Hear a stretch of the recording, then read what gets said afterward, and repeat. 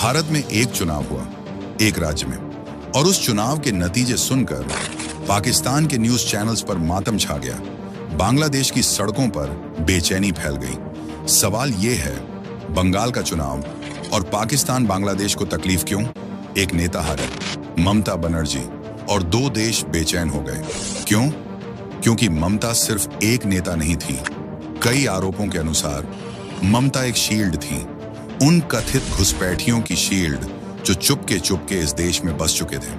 उस smuggling network की shield जो बंगाल की बॉर्डर से चलने का आरोप झेलता रहा।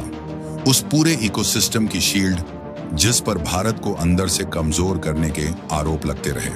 अब वो शील्ड हट गई है और इसी वजह से पाकिस्तान बेचैन है। इसी वजह से बांग्लादेश घबराया हुआ है। और ये दर्द, ये घबराहट, ये डर असल में शुरू हुआ था साल 1947 में, जब एक अंग्रेज ने एक रात में नक्शे पर लकीर खींची थी। और उस लकीर ने जो जख्म दिया वो आज तक पूरी तरह भरा नहीं। उसी जख्म की पूरी कहानी आज इस डॉक्यूमेंट्री में। तो बने रहिए इस वीडियो में अंत तक। वीडियो को हाइप करें और चैनल को सब्सक्राइब जरूर करें।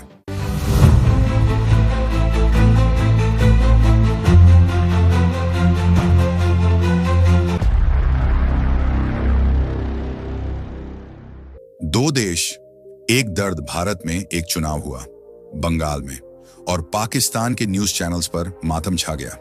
जियो न्यूज, ARY न्यूज, समा टीवी, कई चैनल्स ने इस हार को ब्रेकिंग न्यूज बनाया। एंकर्स बेचैन थे। कहा जा रहा था ये मुसलमानों के लिए खतरा है, अल्पसंख्यकों पर जुल्म होगा, ये बीजेपी का एजेंडा है। रुकिए, पाकिस्तान जहां हिंदुओं, ईसाइयों और अहमदियों पर अत्याचार की खबरें आती रहती हैं, जहां ब्लास्फेमी के नाम पर भीड़ हिंसा की घटनाएं सामने आती रहती हैं, वो पाकिस्तान भारत के मुसलमानों की चिंता कर रहा है। ये चिंता नहीं लगती, ये डर लगता है। अपने नेटवर्क के टूटने का डर। बांग्लादेश भी घबराया हुआ है, लेकिन उनका डर अलग है। कथित तौर पर उन लोगों की वापसी का डर जो चुपके भारत में घुसे, बंगाल में बसे और राजनीतिक वोट बैंक का हिस्सा बन गए। अब ममता नहीं तो शील्ड नहीं। पाकिस्तान को डर है स्मगलिंग रूट्स बंद होने का, बांग्लादेश को डर है घुसपैठियों की वापसी का। दोनों का दर्द एक ही जगह से आ रहा है, बंगाल की वो बॉर्डर जो सालों से कमजोर मानी जाती रही, जो एक पूरे इकोसिस्टम को जिंदा रखे हुए थी, वो अब बंद होने वाली है। इसीलिए दो देश बेचैन हैं, एक नेता की हार पर, क्योंकि उनके लिए वो नेता एक रखवाली जैसी थी और अब वो रखवाली खत्म हो गई। साल था 1947। एक साल, एक फैसला, एक ऐसा जख्म जो आज तक नहीं भरा। अंग्रेज जा रहे थे, 200 साल तक इस देश को लूटा, खोखला किया, तोड़ा और जाते जाते एक आखिरी तोहफा दे गए। पार्टीशन।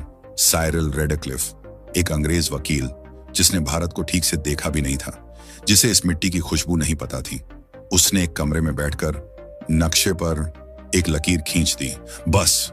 और उस एक लकीर ने लाखों लोगों की जान ले ली, करोड़ों लोगों को बेघर कर दिया और एक पूरे देश को टुकड़ों में बांट दिया।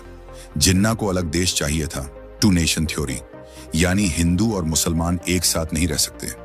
अंग्रेजों ने इस थ्योरी को हवा दी, क्योंकि बंटा हुआ भारत कमजोर भारत था। 14 अगस्त 1947 को पाकिस्तान बना।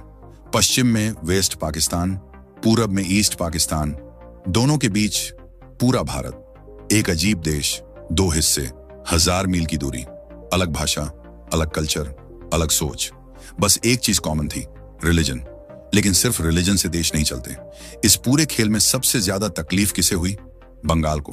वो बंगाल जो सदियों से एक था, एक भाषा, एक संस्कृति, एक पहचान, उसे बीच से चीर दिया गया।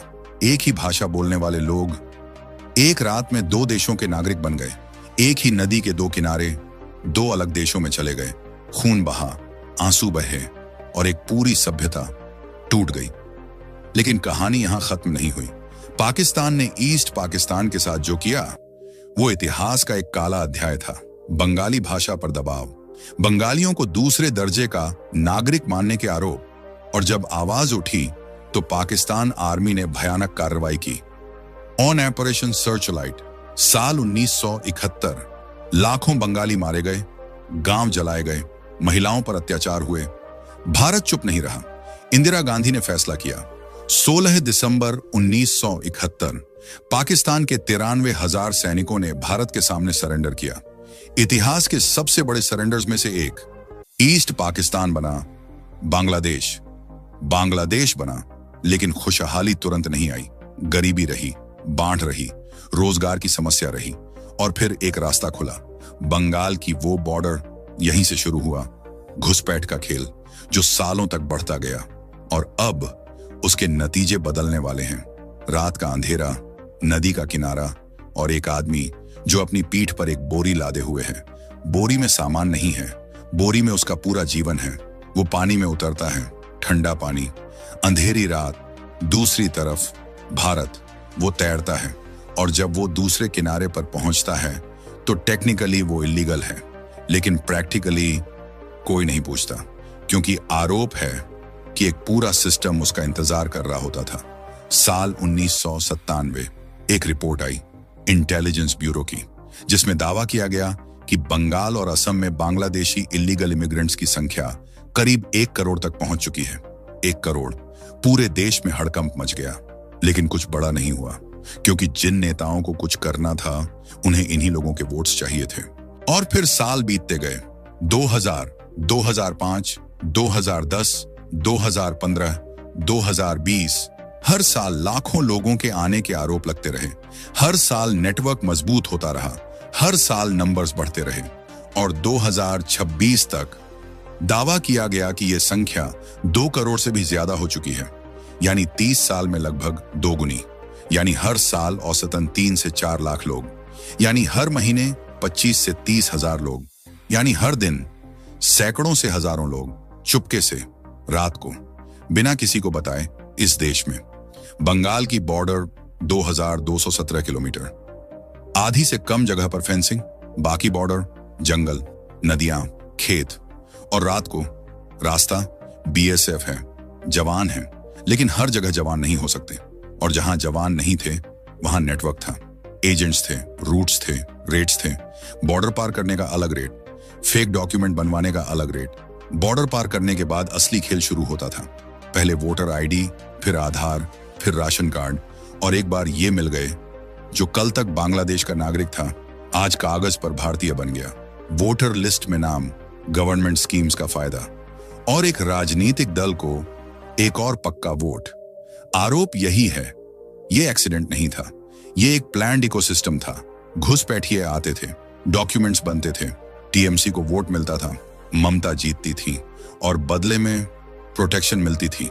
आरोप लगते रहे कि इसी वजह से एनआरसी का विरोध किया गया, इसीलिए सीएए पर सड़कों पर विरोध हुआ, इसीलिए बीएसएफ का ज्यूरिसडिक्शन बढ़ने पर आपत्ति उठाई गई, क्योंकि घुसपैठ रुकती तो वोट बैंक रुकता, वोट बैंक रुकता तो सत्ता रुकती। मुर्शिदाबाद, मालदा, नॉर्थ 24 परगना। 30 सालों में डेमोग्राफिक्स बदलने के दावे किए गए। गांव के गांव बदल गए, पुराने लोग अपने ही गांव में अल्पसंख्यक होने लगे। बंगाल सिर्फ मंजिल नहीं था, रास्ता था। डॉक्यूमेंट्स बनवाओ और फिर दिल्ली, मुंबई, केरल, पूरे देश में फैल जाओ। आरोप है ये रास्ता ममता सरकार की नरमी की वजह से खुला रहा। अब ममता सत्ता में नहीं है, रास्ता बंद होने वाला है, और इसीलिए बांग्लादेश बेचैन है, पाकिस्तान घबरा रहा है, और भारत पहली बार सालों बाद चैन की सांस लेने की उम्मीद कर रहा है। बंगाल की बॉर्डर 2217 किलोमीटर। रात को ये सिर्फ एक लकीर नहीं थी, ये एक बाजार थी, एक ऐसा बाजार जो रात को खुलता था, जहां सब कुछ बिकता था, जहां कोई नहीं पूछता था, और जहां आरोपों के मुताबिक सबसे बड़ा फायदा पाकिस्तान को मिलता था। हर रात बंगाल के गांवों से हजारों गायें निकलती थीं, चुपके चुपके, अंधेरे में, एक पूरे नेटवर्क के साथ, और सुबह होते होते वो गायें बांग्लादेश में होती थीं। ये कैटल स्मगलिंग थी, और इसका सबसे बड़ा नाम सामने आया अनुब्रत मंडल, टीएमसी का नेता, बीरभूम का जिला अध्यक्ष, ममता का करीबी माना जाने वाला चेहरा। सीबीआई ने गिरफ्तार किया, करोड़ों की संपत्ति के आरोप लगे, पूरा नेटवर्क सामने आने की बातें हुई। लेकिन ये सिर्फ गायों की कहानी नहीं थी, ये तो बस एक झलक थी। वो नोट जो पाकिस्तान में छपते थे, भारत में चलते थे, पाकिस्तान की एक पुरानी साजिश बताई जाती है। भारत की इकॉनमी को तोड़ो, नकली नोट छापो, भारत में भेजो, बाजार में घुसाओ, और इस साजिश का सबसे बड़ा रास्ता माना गया बंगाल की बॉर्डर।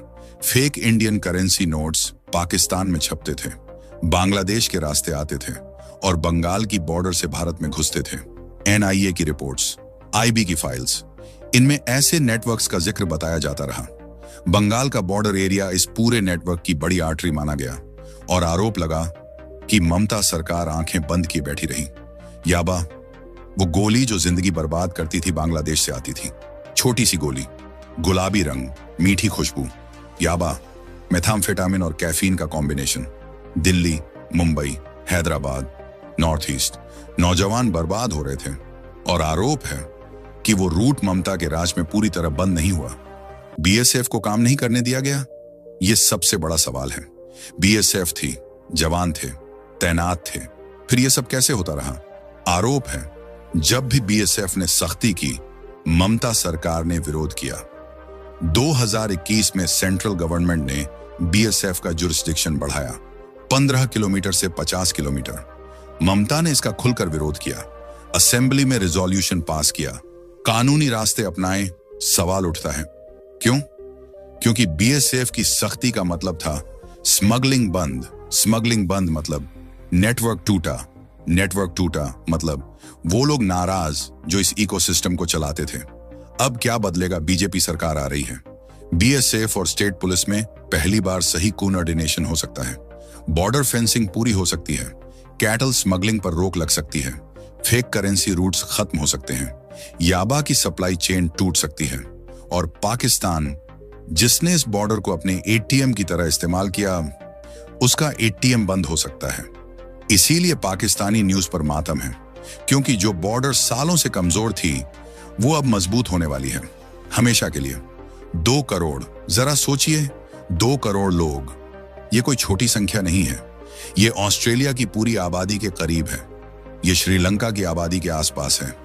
2 करोड़ लोग जो इस देश में होने के दावे किए जाते हैं, बिना परमिशन के, बिना सही डॉक्यूमेंट्स के, बिना कानूनी अधिकार के। और सवाल यह है, अब इनका क्या होगा? एनआरसी, जिसे ममता ने रोकने की कोशिश की। एनआरसी का मतलब है नेशनल रजिस्टर ऑफ सिटीजन्स, यानी देश में कौन असली नागरिक है और कौन नहीं, इसकी जांच। दुनिया के कई देशों में नागरिकों का रिकॉर्ड रखा जाता है। भारत में असम में एनआरसी हुआ था। वहां करीब 19 लाख लोगों के नाम लिस्ट से बाहर रह गए थे। अब सवाल उठता है, अगर यही प्रक्रिया बंगाल में होती तो क्या होता? आरोप यही लगाए जाते हैं कि ममता बनर्जी को डर था, एनआरसी से उनका वोट बैंक कमजोर हो जाएगा, इसलिए एनआरसी का विरोध हुआ। सीए का भी विरोध हुआ, क्योंकि अगर इल्लीगल घुसपैठियों की पहचान शुरू हो जाती तो राजनीति का पूरा हिसाब बदल सकता था। अब ममता सत्ता में नहीं है, इसीलिए रास्ता पहले से ज्यादा साफ माना जा रहा है। असम मॉडल। अब बंगाल में भी असम में फॉरेनर्स ट्रिब्यूनल्स बनाए गए, वोटर लिस्ट की जांच हुई, फेक डॉक्यूमेंट्स पर कार्रवाई हुई, कई लोगों की नागरिकता की जांच शुरू हुई। यही मॉडल बंगाल में भी लाया जा सकता है। बंगाल में क्या होगा? हर घर की जांच हो सकती है, हर गांव में वेरिफिकेशन हो सकता है, वोटर लिस्ट से गलत नाम हट सकते हैं, आधार और डॉक्यूमेंट्स की दोबारा जांच हो सकती है। फॉरेनर्स ट्रिब्यूनल्स बंगाल में भी बनाए जा सकते हैं। यह काम आसान नहीं होगा, लेकिन धीरे धीरे हो सकता है। सीए, असली शरणार्थियों के लिए सीए को बहुत गलत तरीके से समझाया गया। सीए उन लोगों के लिए है जो अपने धर्म की वजह से दूसरे देशों में परेशान किए गए और भारत में शरण लेने आए, जैसे हिंदू, सिख, ईसाई, बौद्ध, जैन, पारसी। जो सच में मजबूरी में आए हैं उन्हें नागरिकता मिल सकती है, लेकिन जो सिर्फ वोट बैंक के लिए लाए गए हैं उनके लिए जगह नहीं होनी चाहिए। और यहां आता है बांग्लादेश का वो डर जो उन्हें रात को नींद नहीं आने देता। अगर बड़ी संख्या में लोग वापस भेजे गए तो बांग्लादेश की इकोनॉमी पर झटका लगेगा। वो रेमिटेंस जो ये लोग भारत से भेजते थे बंद होगी। वो लेबर जो भारत के मार्केट्स में काम करती थी वापस आएगी। एक देश जो पहले से ओवर पॉपुलेटेड है, जहां पहले से रोजगार की समस्या है, जहां बाढ़ और तबाही बार बार आती रहती है, उस देश में अगर लाखों करोड़ों लोग वापस जाते हैं तो दबाव बढ़ेगा, बांग्लादेश की सरकार जानती है ये बोझ आसान नहीं होगा, इसीलिए घबराहट है, इसीलिए न्यूज़पेपर में हेडलाइंस हैं, इसीलिए पॉलिटिकल पार्टियां बयान दे रही हैं, क्योंकि जो खेल सालों से चल रहा था वो अब खत्म होने वाला है। रुकिए, एक सेकंड पीछे जाइए, याद कीजिए वो पहला सवाल, बंगाल का चुनाव और पाकिस्तान बांग्लादेश को तकलीफ क्यों? अब जवाब मिल गया। पाकिस्तान, बांग्लादेश, तुम्हारा दर्द समझ आता है। सालों से एक आसान रास्ता था, एक कमजोर बॉर्डर थी, एक नेता थी जिस पर आंखें बंद रखने के आरोप लगते रहे। लेकिन वो दिन गए। भारत की जमीन पर भारत का कानून चलेगा, भारत की बॉर्डर पर भारत का पहरा होगा और भारत के नागरिकों के हक पर कोई बाहरी डाका नहीं डालेगा, कभी नहीं। बंगाल, रविंद्रनाथ की भूमि, नेताजी की धरती, विवेकानंद की चेतना, उस बंगाल को उसकी असली पहचान वापस मिलेगी। वो बॉर्डर जो घुसपैठ का गेटवे बन गई थी अब दीवार बनेगी, मजबूत, अटल, अभेद्य। दोस्तों, अगर ये डॉक्यूमेंट्री आपको पसंद आई हो तो वीडियो को हाइप जरूर करें, चैनल को सब्सक्राइब करें